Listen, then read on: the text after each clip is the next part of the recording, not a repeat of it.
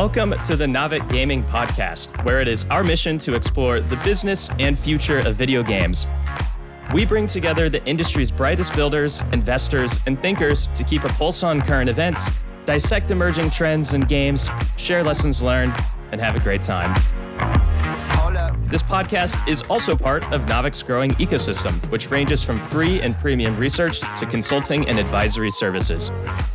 For more information, visit www.navic.co.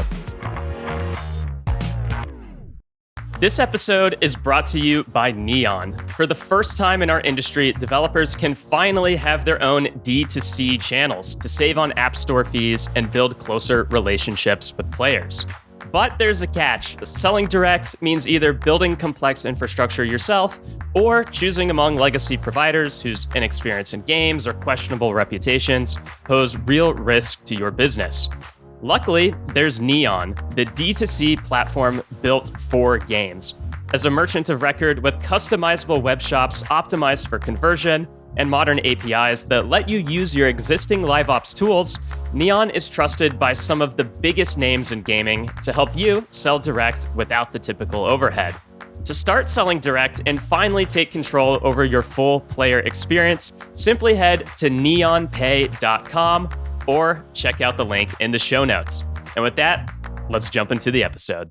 Hi, everyone. In this episode, we're joined by Devin Reimer, the founder and CEO of AstroBeam. And Devin is the guy behind the hit game Job Simulator as well. And we're also joined by Ed Saxton, the Chief Product Officer of Schell Games, which has worked with all sorts of companies and helping them make games across platforms. For this conversation, we'll dive specifically into virtual and mixed reality, exploring how these guys operate in a constantly evolving environment and how they find the fun in fully immersive experiences. We'll also dig into what to make of various improvements in technologies like hand tracking, voice, and NPCs, and how these technologies are changing what's possible in virtual reality. Lastly, Sam Distaso is making his hosting debut today, which is exciting. It's a really awesome conversation with people in the trenches and building the future of games on VR. Let's go. Ed, thank you so much. Devin, thank you so much. My name is Sam Distaso, for anybody tuning in. We are going to be talking about some really interesting things that are happening in the VR and the MR space, where things are headed. I've got a couple of the pioneers in this world who have created some of the most compelling and exciting and human experiences out there. So love to toss it over to you both to do a quick introduction, and then we'll just start diving into all things VR MR. So Ed, do you want to give us a brief introduction, a little bit of your background and what you're doing right now, and then we'll hand it to Devin? Yeah. Hey, I'm Ed Saxton from Schell Games. So Schell Games is a VR studio located in Pittsburgh, Pennsylvania. We're about 160 people now, so that's relatively big. But we do a bunch of crazy stuff, from like educational tablet games to the VR that I think people have seen and we're most known for, I Expect You Die, Among Us VR, things like that, to theme park rides. So like we have a pretty wide range of the stuff we work on, and I'm the Chief Product Officer there. Yeah, and I'm Devin Reimer. I'm the founder of AstroBeam. We're working on VR games, but really focused on your voice. So being able to naturally speak directly to NPCs and have them talk back to you and do actions in the world.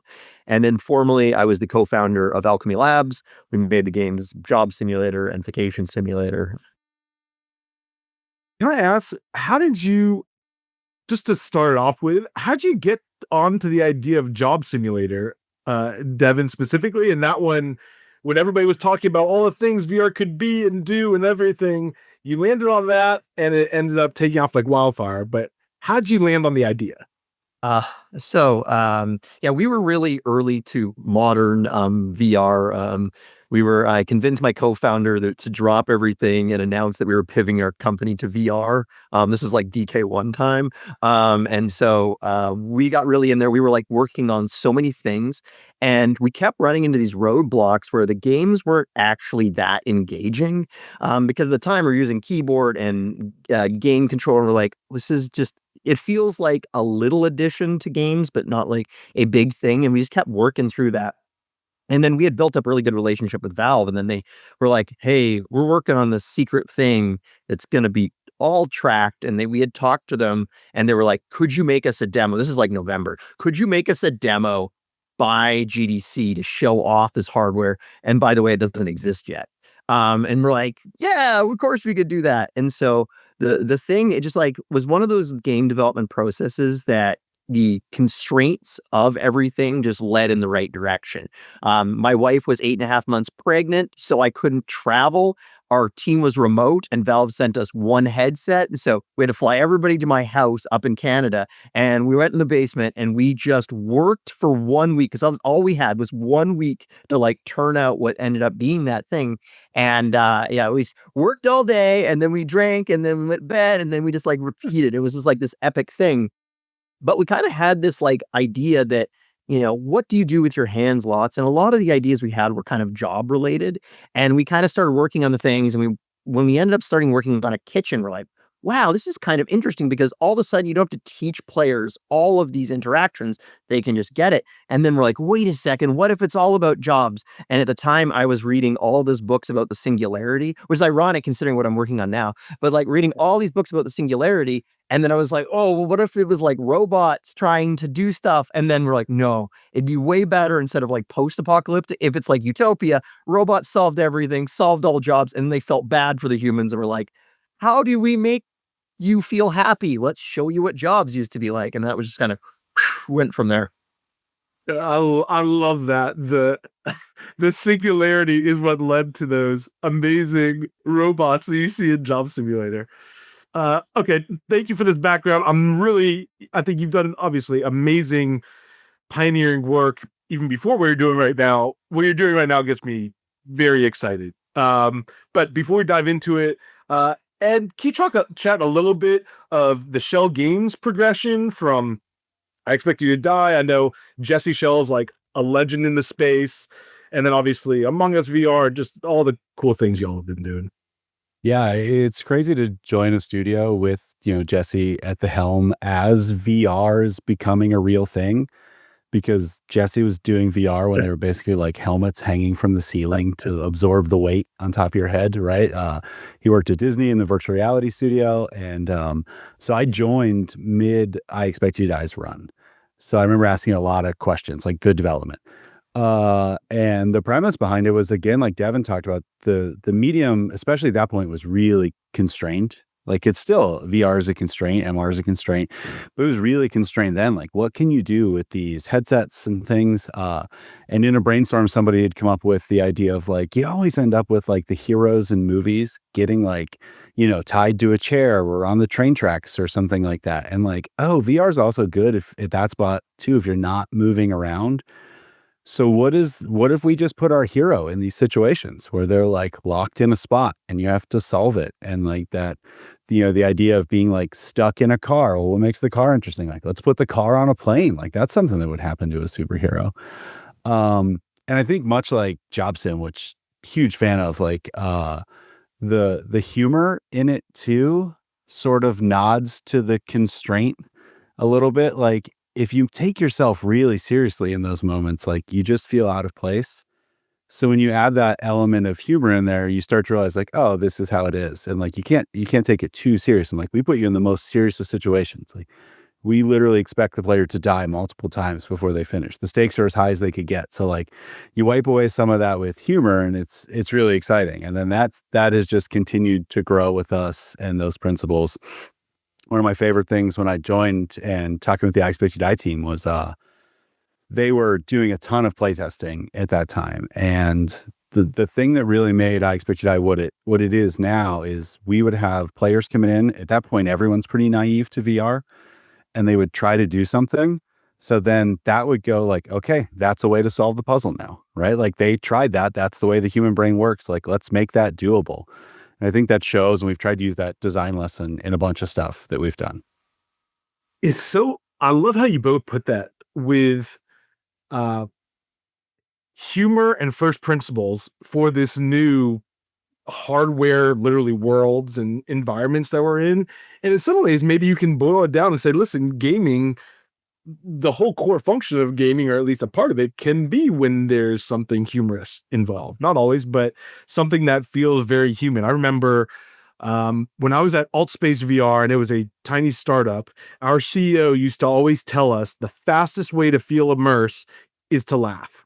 The second you laugh, you're immersed. Like that's the moment.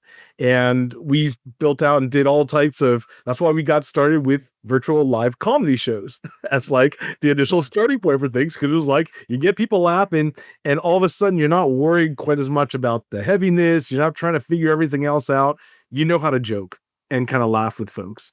To that end, just for a second, it's a little bit of a dovetail. If we look at where the current state of hardware today and where it looks like things might be heading, which is obviously say it's untethered, maybe it's lighter and lighter form factors. How will you two think about first principles, what feels human when you're developing for that kind of paradigm? And is it any different, or do you think it'll be pretty similar to how you kind of approached early VR days? Oh, yeah.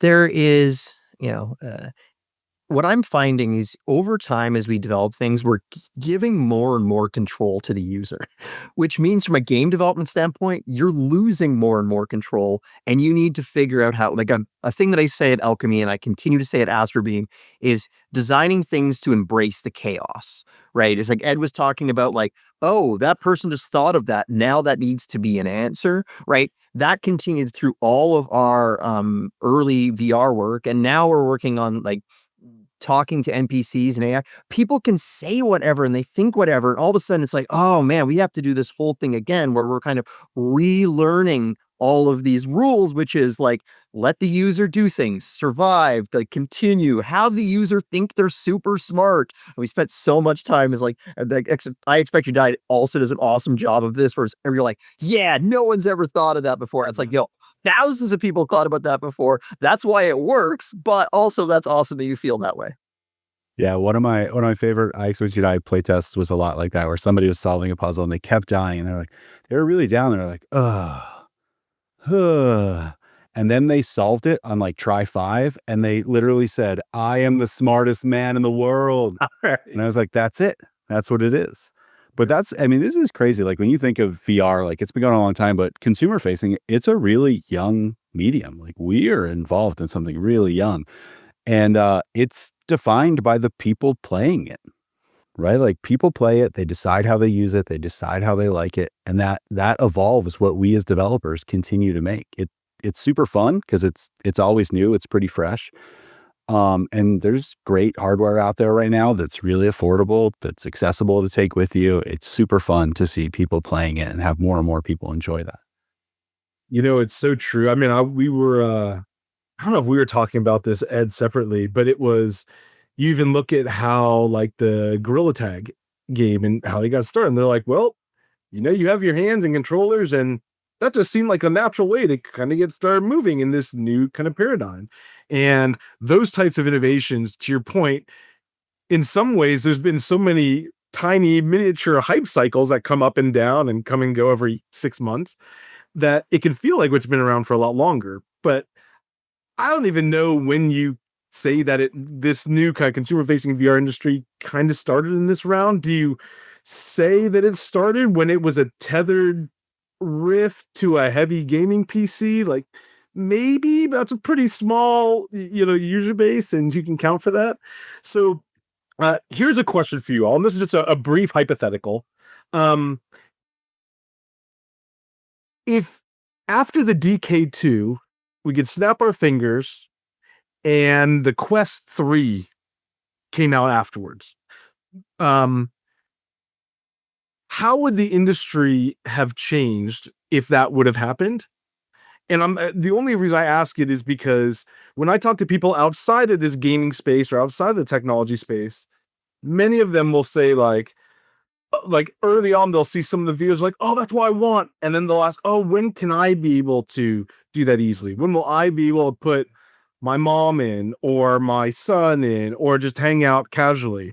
And now you fast forward, like now the headsets are pretty incredible, actually. But But what do you both think? Do you think that the industry needed to go through this, call it, all the hardware iterations to kind of get there, and that'll end up being the best for the industry? Or do you think that, oh, it's a shame we couldn't have caught lightning in a bottle right when some of those early videos of DK2s kind of came out, to have a consumer facing VR hardware that could have met those needs right off the bat? Uh, I guess I'll jump in. I think that we are way more software bound than we're hardware bound. And we have been for some time. If all of a sudden Quest 3 would have launched at Quest 1, we would have got a lot more games that looked better, because for anybody that developed for Quest 1, it was hella hard. That was some of the hardest optimization work I ever did, to get things to work well on that device. But there's still so many less. Like, there's games that are coming out now that you're like, there's no reason hardware wise they couldn't have shipped on a Quest 1 or Quest 2, right? It was just, we're figuring so many things out. That's in the VR realm. In the MR realm, like MR, because it took a long time to get to that point, right? So much learning is currently happening, right? And that's going to take a lot longer. And so we're kind of like waiting for those cycles. So that would have kind of sped up, but there was a lot of things that need to happen on the software side to get anywhere close to where we are right now. Yeah, you talk about MR too, and I think because of the way it's sort of staggered a little bit, is we're learning all those design lessons in MR again. They're close. Like, we lump all these things, MR, VR, under like XR umbrellas and things like that, because they are really similar. But when you start designing for the two of them, it is different. Like, the way people play those games is very different. The way they feel when they're in each of those environments is very different. I know for a long time, like, I've always thought that MR was going to trend really casual, and then, VR was going to be where you go to like really feel this immersion.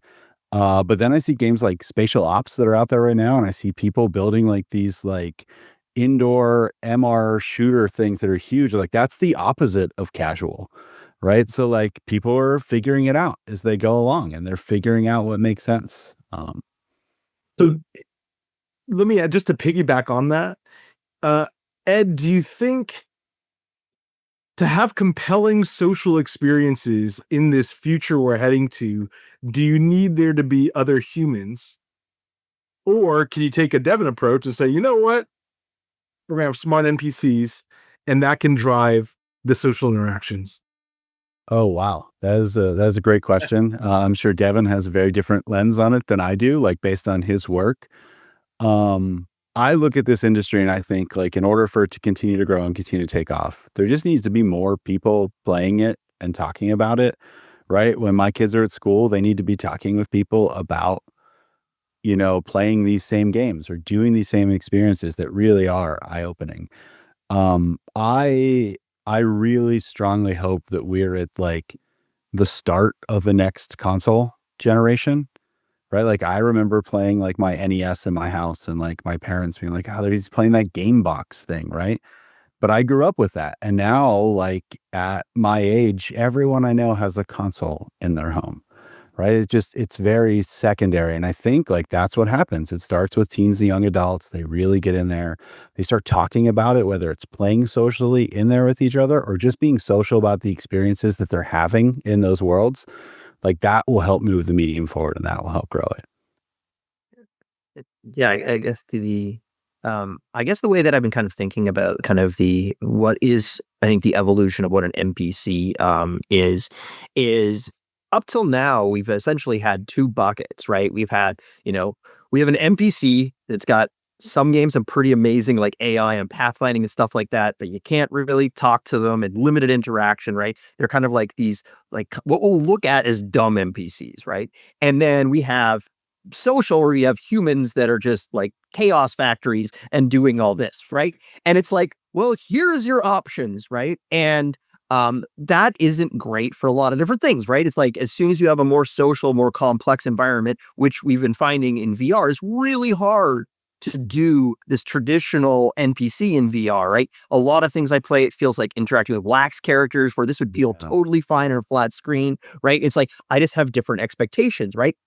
But then on the social side of things, right, there is like a lot of young people really like social, but all of a sudden you cut off a certain age demographic where like I don't have fun with those experiences because I don't like kids yelling at me and running. Like I want something a little bit more stable. And so I'm thinking that what will end up happening is like this will end up being something that can finally land in the middle, that can like pull some stuff from the social side, pull some stuff from the traditional NPC side, and like be a thing. It's also going to mean that like social things will be on top of that and single player things. But it's kind of this new like kind of layer across things that we just haven't had before. So to that, I would love for both of you to ruin all of our hopes and dreams and Done. and done. Easy. Generative AI is all the excitement in all different types of ways and transformative this and funding that and all the different things.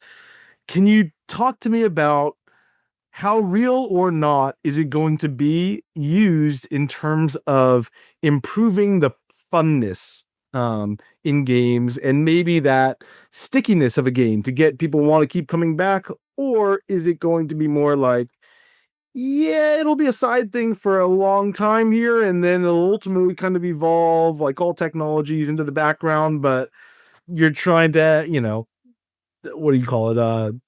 Square peg into a round hole kind of a thing, and doesn't quite fit. And I know you both might have slightly different approaches, but Devin, let's start with you. What do you think? So for generative AI in the call it XR, VR, AR, MR space, overhyped, underhyped, what do you think? Um, so one big problem is that a vast majority of stuff that people have seen have been tech demos by generally tech bros that are really good at like engineering and stuff like that, but like on the creative art side of things don't have as much of experience, right? And so they're like, look at this thing, right? And people in the creative space are like, oh God, why would we ever want that, right?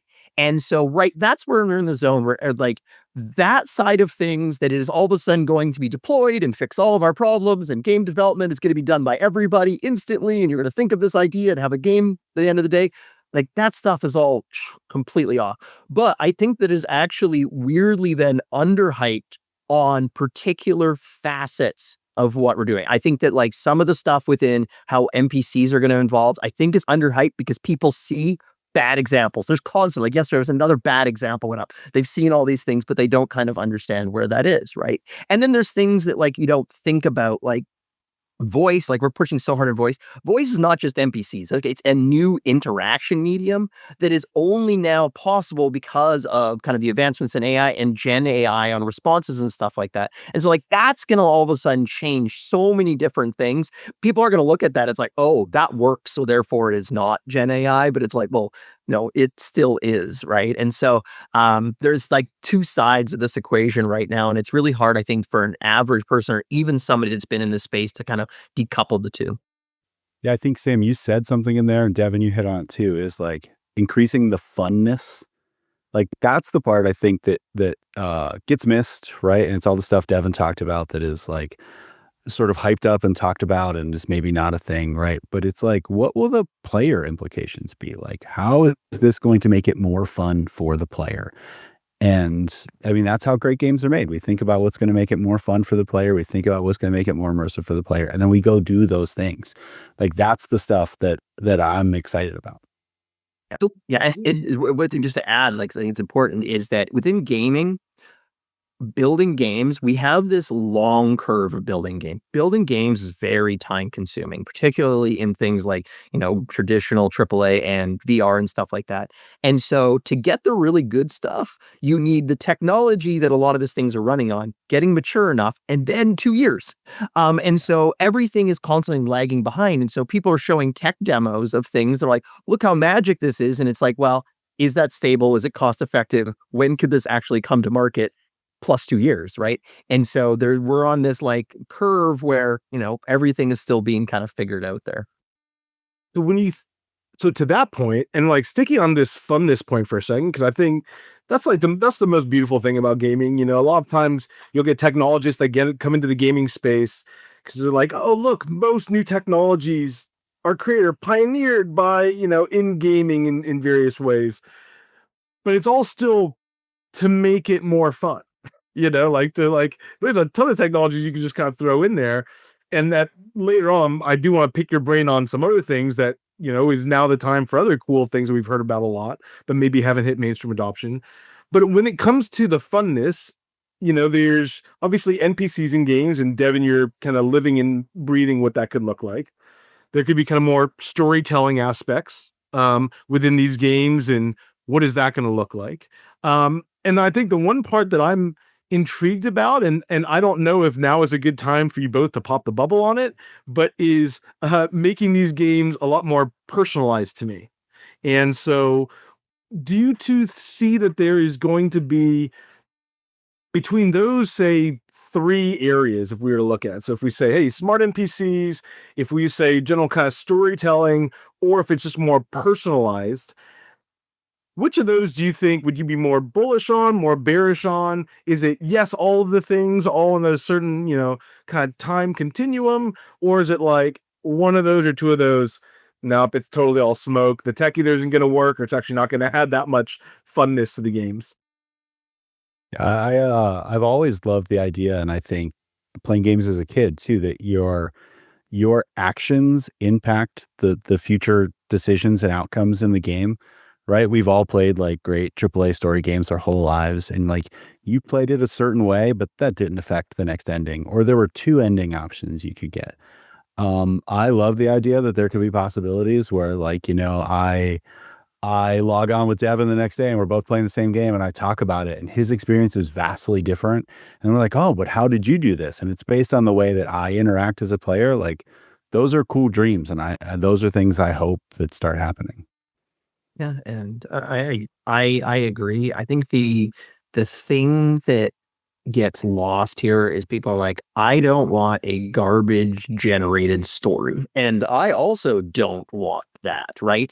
And so part of this like development thing is like learning what the technology is good at. It is going to end up being the folks that are like, okay, how do we spend, like right now we're working with NPCs and people are like, oh, it's just generating the dialogue. And it's like, sure, but like you have no idea the amount of work that we have had to pour into getting these characters to do the things that we want them to do, right? It's way more work. It's not like a replacement for any of this work. And so trying to figure out how, in the case of storytelling, like how do you craft a great story and then you use the technology to adapt it, to move it, to flow it, to make it feel natural for the user.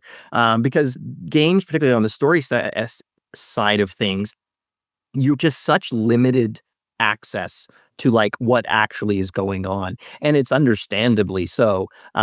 Is that going to mean that there's not going to be like these very linear story games going forward? Of course there is. Like we are now like 30 years past where everybody said only multiplayer games are going to exist, and I still play a lot of awesome single player non-multiplayer games. And so that's like a big thing that people just need to kind of grapple with, is like it's going to take some time for things to be figured out. There's going to be bad examples, but I'm super excited for the team that like understands what makes all the technology tick, and on the creative side, what makes good story.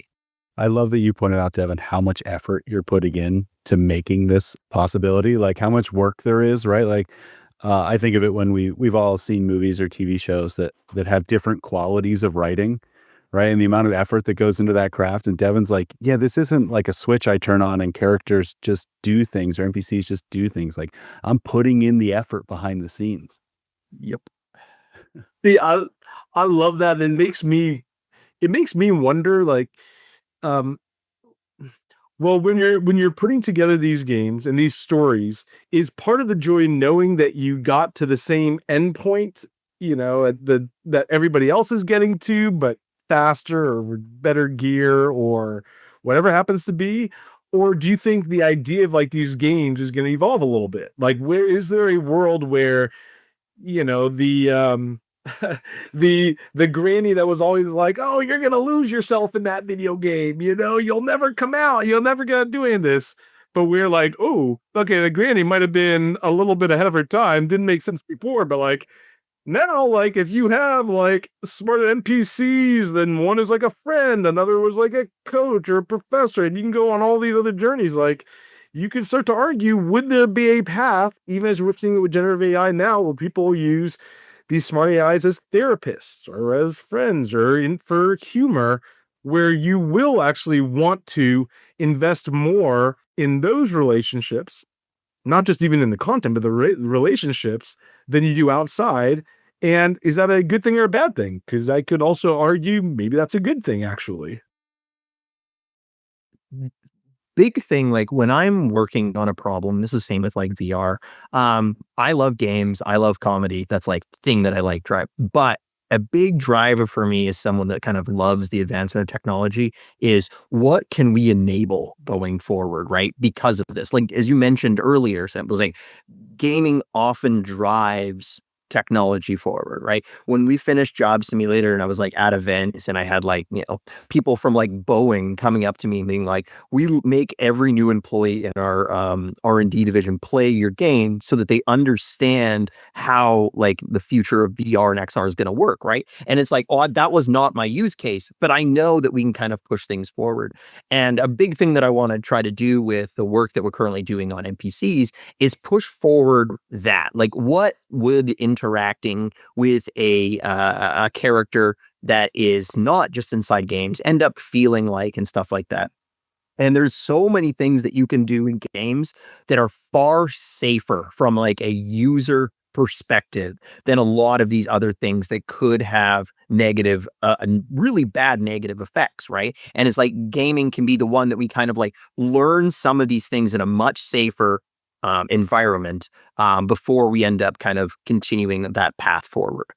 What do you think, Ed? Are you ready to lose yourself to not Eminem style, but like You're ready to lose yourself.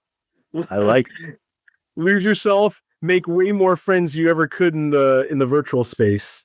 Yeah, I mean, I'm ready to hang out with Devin's smart NPCs, and I totally agree. Like, I would we this technology needs to work itself through smart NPCs in games before it's like AI therapy, right? Like that's a scary world, right? Like, and I want there to be like these really great ways for kids to have that service provided to them, but it's so early that I'd rather have that smart NPC work out in the context of taking you on a journey in a game that you get lost in. So we're all thinking GTA with smart NPCs is going to happen before therapy. Uh, Yeah, I think the therapy thing is already happening though, right? Like, That's yeah. yeah, that's one of the challenges. A lot of people are running a lot of these technologies to the conclusion before you do all the intermediate steps of how this stuff works, right? We were talking about that earlier, of like what the steps through this process. And when it comes to this, there is a hell of a lot of steps, right? There's steps on the technology side of trying to figure things out. There's steps on the consumer side of things. Like people don't know what these things mean, what they do, and all that stuff, right? There's that side of the equation. We kind of like have to walk all of this stuff through. And games are just a great onboarding thing because by definition, if you're building them right, they're fun experiences that people can do for a little bit, kind of learn where the technology is, what their expectations are, before things kind of continue forward. And just like we talked about, Job Sim and I Expect You to Die earlier, I think like the great games doing this are going to be designed and built within the constraints of what works now. A lot of that early VR, if you remember playing it, were things that were like, oh, this can't work now, but I bet in 5 years this will be really cool. So like you put it on, you're like, yeah, but it doesn't work now. Yeah. Right. And that helped both of us stand out, right? Because we were designing things that worked right now and they were great for it. Yeah, and like to add that you were talking about like GTA with smart NPCs and stuff like that. I think one of the things that people kind of lose in this, and it's the same thing with VR, is they take what they're used to, right? For VRs, flat screen games, and they're like, now in my head, I'm gonna add VR. And it's gonna be epic and awesome, right? And it wasn't. It fundamentally wasn't.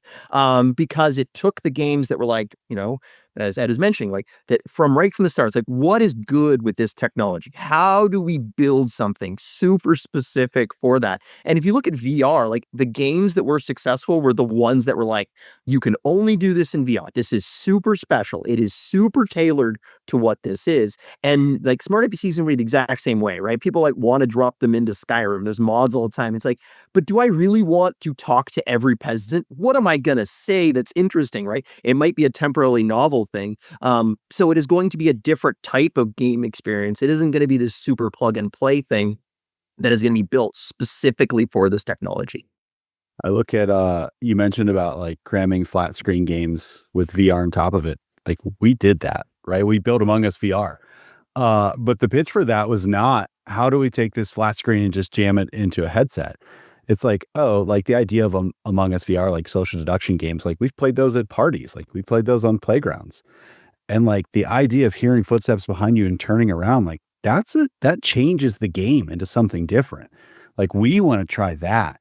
So I remember like those first meetings where we were talking to them about it and explaining like that's what we think this game is. And it's almost like that's a different game with the same sort of brand over top of it. So it was a fun approach to it too. Like we didn't go in and think like, oh yeah, we just slap this game in a headset and we make it fine. It was like, no, we had to start over. Yep. And you had to build on all of your previous experience. Like Right. I don't think you could have built Among Us VR as your first thing before I expect you. No, 100 would have been a disaster because it was like all of those things you have to kind of learn and build up to get to that Yeah. point. Yeah, we had to look at like what's fun in there. What do people actually like to do in there? What are things that make people feel okay in those spaces? Well, so to that point, and you guys did such a great job reimagining how that could be, how that game could work in VR. If you think about now hardware, can you guys talk a little bit about, I don't know if it's the challenge or the opportunity of not knowing exactly what hardware is going to look like in even a few years out? Like we come, if you take like consoles or mobile, like really awesome, there's going to continue to be really interesting innovation. Frankly, there's probably going to be even a lot more than we can anticipate because those are all just getting so much more powerful. And so things that we always thought, oh, that would never work on a phone, oh, could now work on a phone. When you look at like VR or MR, you have all different types of form factors and some that are fully fleshed out, some that I'm sure are heavily under NDA'd and kind of working, but that sort of gets to your point, Ed, of like, but what works today? Yet you guys have to build in much longer development cycles than what's today, and even what the headset of not like the distant future, but like what does that head-mounted display look like? Is it somewhere in between these Ray-Ban stories and the Quest? Is it something radically different? Is it an AVPV version 2.0 or what? Google's kind of cooking up, and there's a lot of big players here. Can you guys talk a little bit about the challenge of developing for this space, especially right now, where you have, even with the same device, it could be a VR experience or an MR experience, as an example. Yeah, I think that's what makes this space really fun to be a part of, right? Like it's a wild ride. It's a roller coaster. We know things are going to be changing really fast. That's really fun. And there are definitely people in game development that I'm sure, Devin, you've come across, Sam, you've come across, that like this isn't for them, right? They want like a long cycle of I know what's coming next. I think there's some of us that thrive in like, ooh, that's exciting. That's a new problem to solve. That's something cool. How could we work with that sort of tech? How could we make that really fun? So I find it very lucky that like this is the area we're in because that's sort of how my brain works and I get excited about. But you constantly talk to other people at the studio or other studios. You start thinking about what's next and you start imagining like how you would solve those problems a little bit. And then you're almost ready for them as they come because you've thought about it a lot. But yeah, it's exciting. Like I want the tech to keep pushing forward. I want it to keep getting better. I wanted to remove constraints, but introduce new ones because there's exciting new tech out there. Yeah.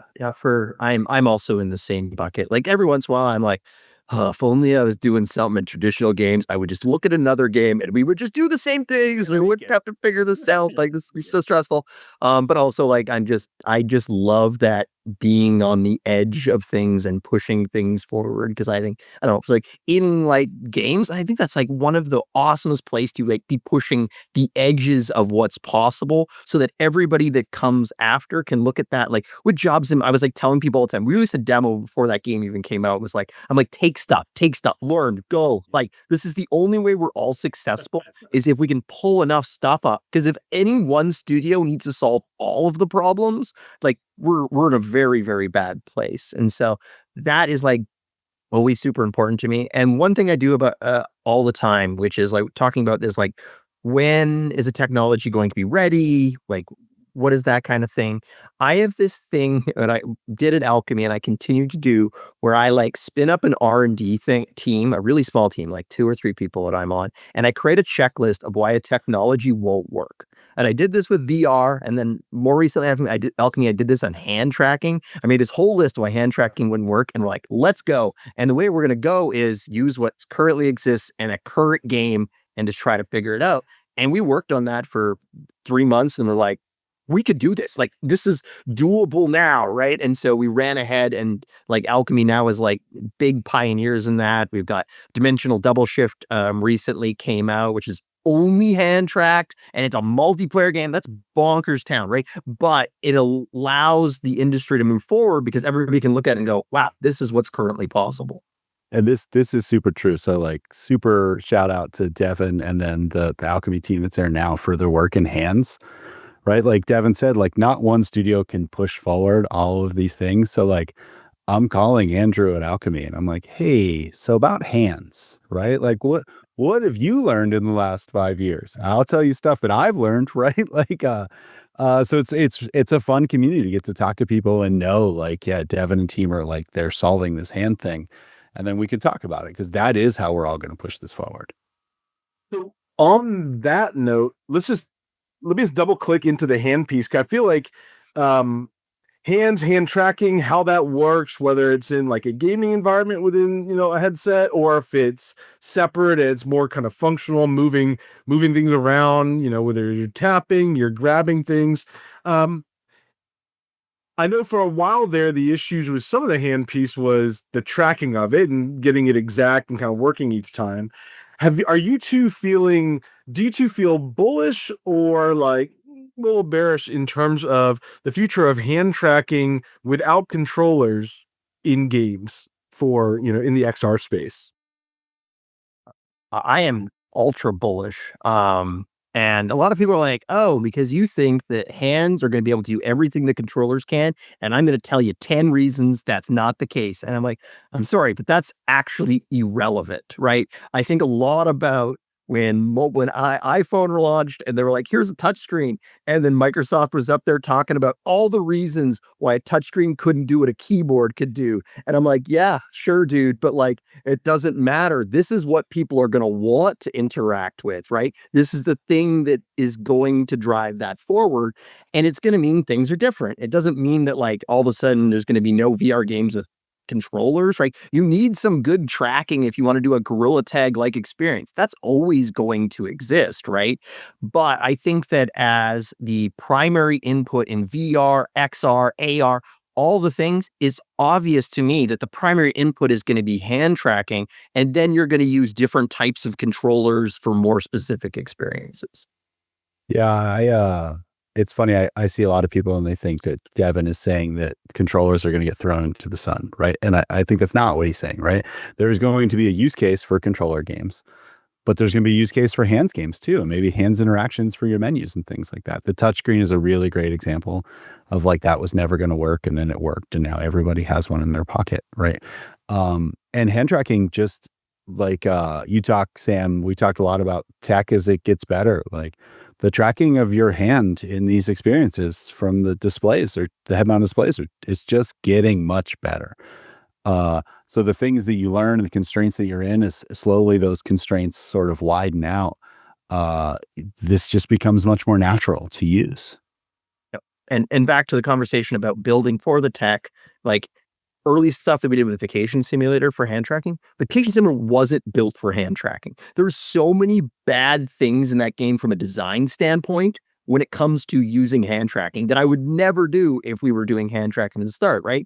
But meanwhile, Alchemy finishing up Dimensional Double Shift, right? That game was built right from the start for hand tracking. So like they could weave and stuff through some challenging areas. But then on the other side, it's like, wow, this is way better than with controllers, these particular interactions. And so there's always that lag time, right? That like couple year lag time as the technology gets better and then the games kind of figure out how to adopt to it.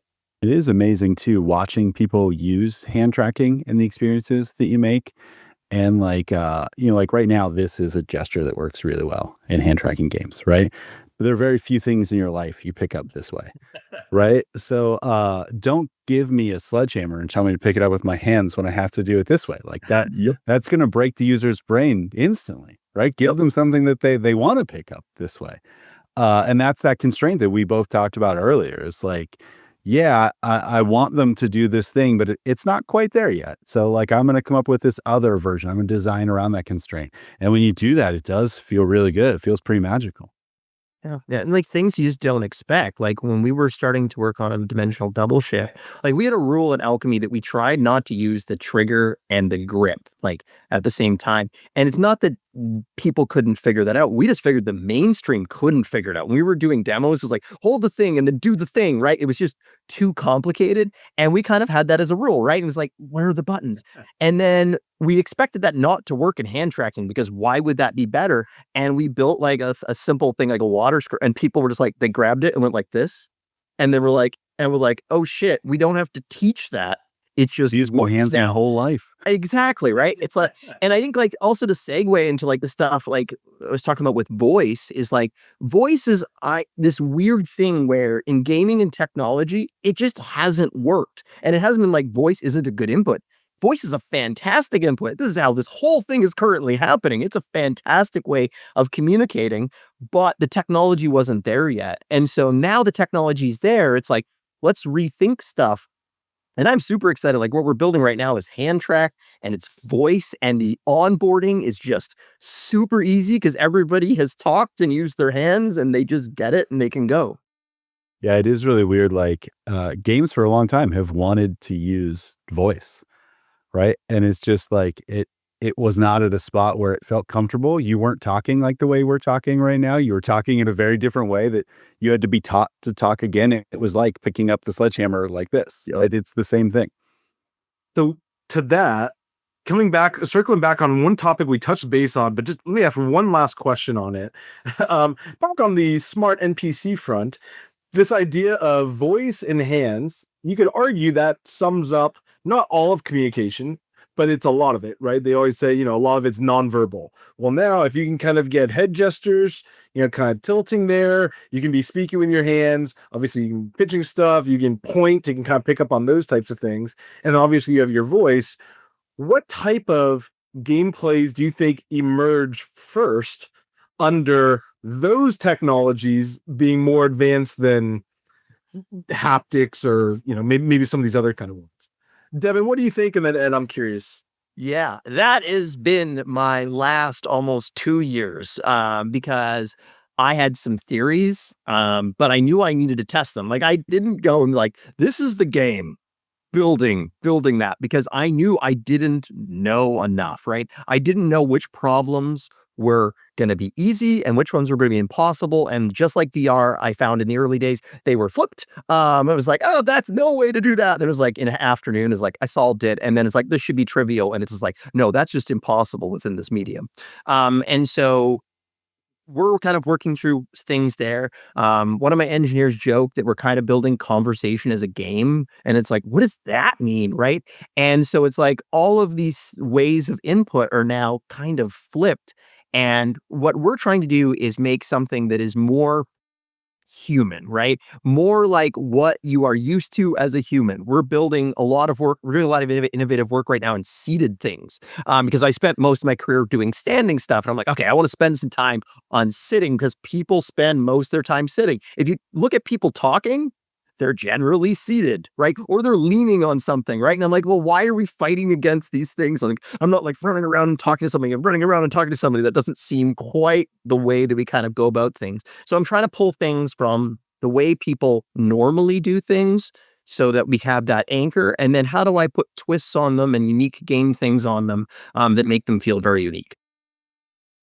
Yeah, I mean, this is Devin's world, right? Like, this is a question geared for Devin's world. This is my pitch to Devin to like, I just want average intelligence NPCs, not smart NPCs, right? Like, I don't want them to be intimidating me. He's knowing too much. Oh, funny. We had a thing a couple weeks ago where we were working on something, and then we had to like help the NPC solve a problem, and then the NPC just ended up getting too smart and just worked through. And then the user was like, "Yeah, sure. What do you think? What do you think? What do you?" And then and I was like, "Uh-oh, we made an NPC play the game," and I'm like, "We have to change that because the goal is for the human to play the game, not the NPC to play the game."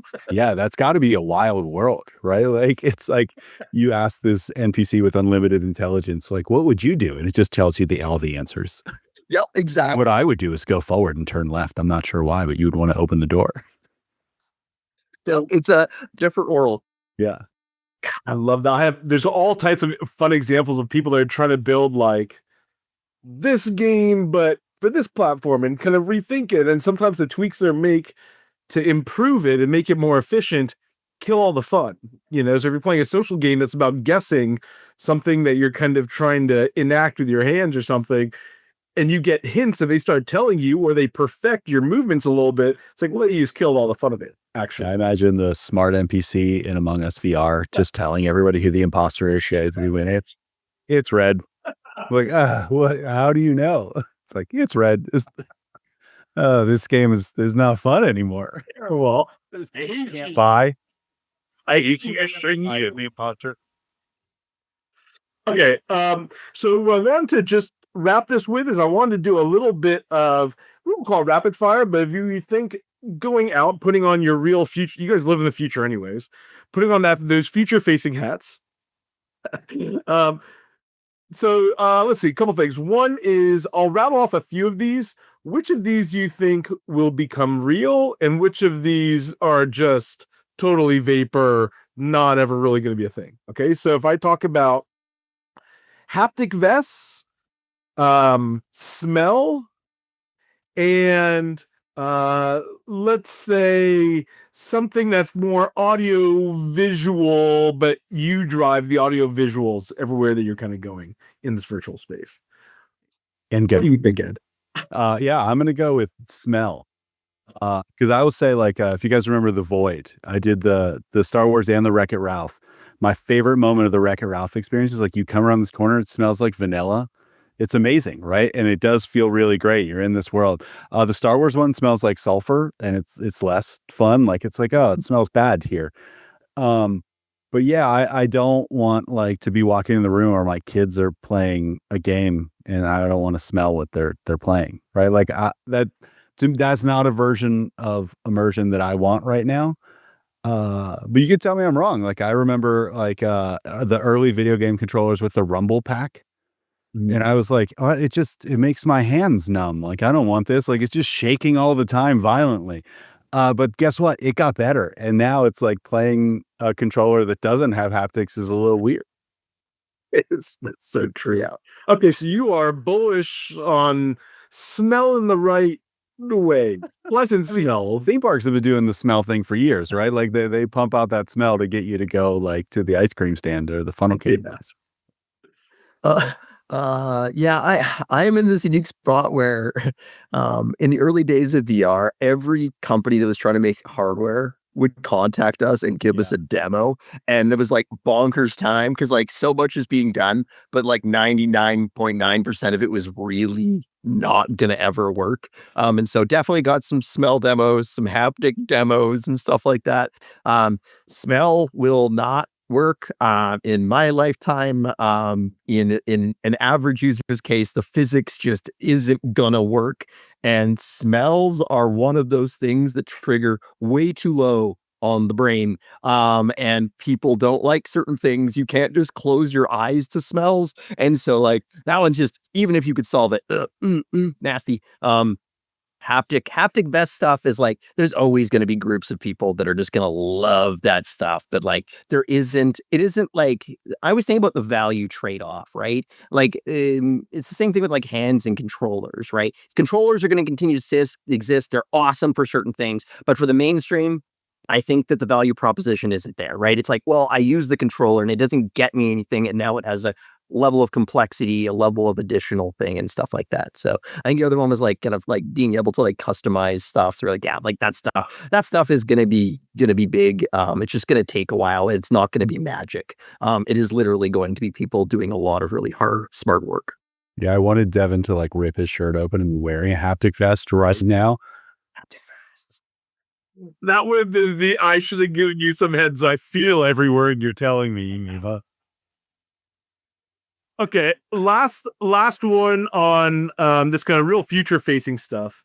But like I said, I kind of want to take advantage of this opportunity because I don't know where I'm going to get two people who know this space as deeply as you two do and have actually had to, as we start off with, like first principles, think about what is the nature of what this beast is: hardware, software, social, not all the rest. Then computer interfaces.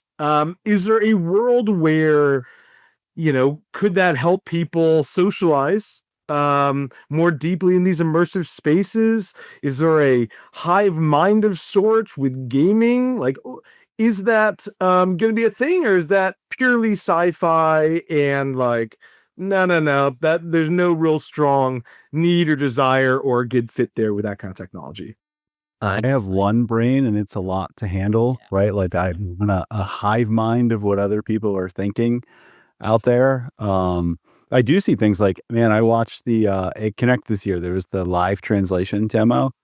And I look at that and I think, like, oh, it'd be so useful. Like I grew up across the street from my grandparents. My grandmother migrated to America after World War II. She spoke French, right? She spoke great English whenever I was born.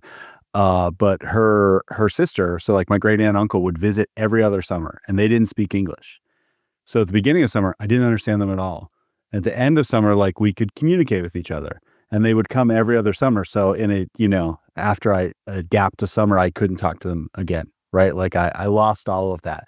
And like how crazy, like I had a great relationship with them. I loved them a lot. Like, but how great would that relationship have been if the barrier was so small that I was like, oh, instantly I know all their stories and I know like all this stuff that they're having going. So like there is stuff that is going to like change the way that like our kids and our kids interact with each other and just process information. And that stuff's really exciting. Yeah, but I groupthink, hive mind brain scares me. I don't want that. It's people misunderstand it because it's an output device, not an input device.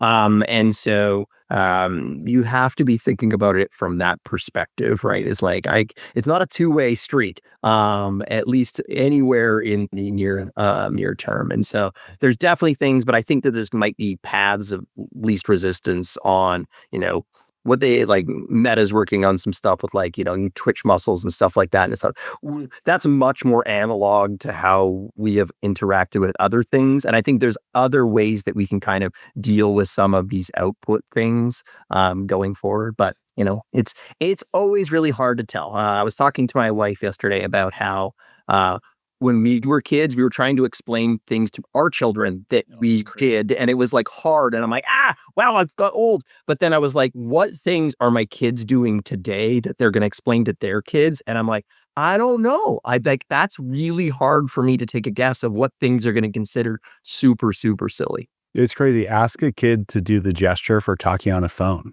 Like they don't do this. Yep. That's so funny. They do this. Right? Like it's just very different. Yeah. Well, I will say this was awesome. I am convinced that as long as this future of humans and machines in gaming and the singularity looks much more like the robots in Job Simulator and, the kind of interactions of ways of dying and I expect you to die. If that's what that future looks like, then we are headed to a great, amazing, exciting future. Everything else terrifies me. Ed, Thank you so much, Devin. Thank you so much. This is our first episode of the Navic Gaming podcast. I'm Sam Distaso, and I hope you all enjoyed it. If you enjoyed today's episode, whether on YouTube or your favorite podcast app, make sure to like, subscribe, comment, or give a 5-star review. And if you want to reach out or provide feedback, shoot us a note at podcast@navic.co or find us on Twitter and LinkedIn. Plus, if you want to learn more about what Navic has to offer, make sure to check out our website, www.navic.co. There, you can sign up for the #1 games industry newsletter, Navic Digest, or contact us to learn about our wide-ranging consulting and advisory services. Again, that is www.navic.co.